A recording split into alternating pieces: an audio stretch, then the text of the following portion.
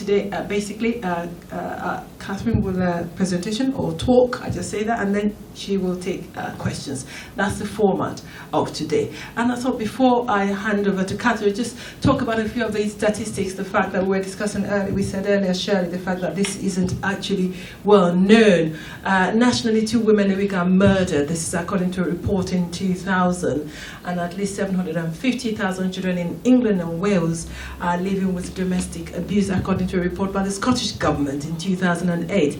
It is common, but it's one of those things that is not well talked about. In Surrey, and I think it speaks volume, and I think it's something to do with the county. You know, we all know that Surrey is one of the most affluent counties in the country, so it's not one of those things. But also, I imagine that it's something embarrassing for people to talk about. But a lot goes on out there. And according to the Surrey Police report in 2012-13, with the police dealt with 12,567 incidents of domestic abuse, and that's according to Surrey Police data. That's 78% of those were for female victims. So a lot goes on around here. At 15.6% of the total incidents or crimes reported, domestic abuse was the second largest single category of incidents or crime recorded in the year 2012-13 in Surrey.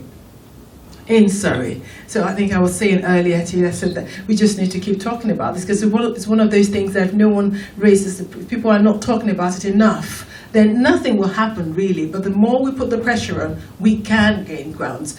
In some of the events I've spoken about this, people ask me, what's your story? They say, so what's your story? How did you arrive at this? How did you come about doing this? Did you experience one? I said, actually, I haven't experienced domestic violence and abuse. I happened to stumble upon it, and it's a passion of mine.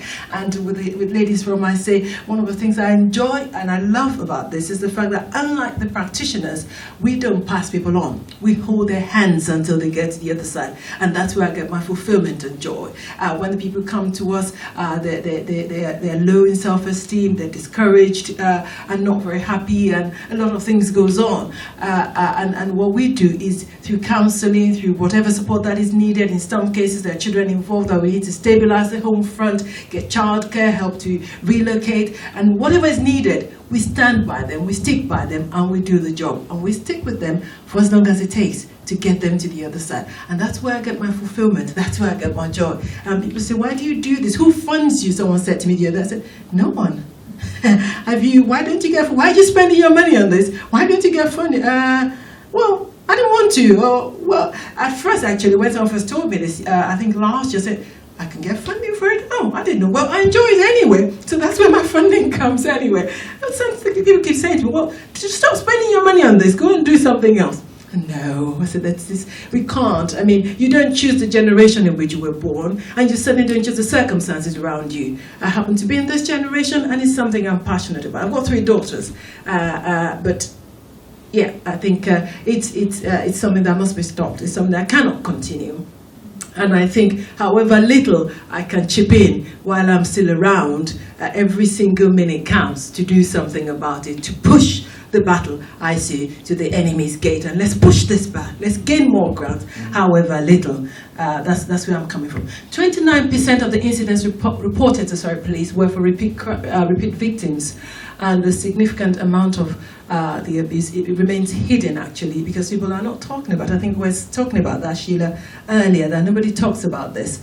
And in 2005-09, 9 serious case reviews in Surrey. But luckily, with the statutory requirement in 2011, that's starting to make things better, I'm sure. Catherine's the expert, and she'll talk a bit more about this.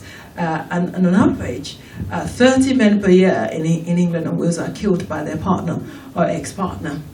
And 1 in 6 men will experience domestic abuse at some point in their adult lives. So it's not just women, it's everywhere. It's everybody, really. And I think together we can all make a difference. Together we can deal with this.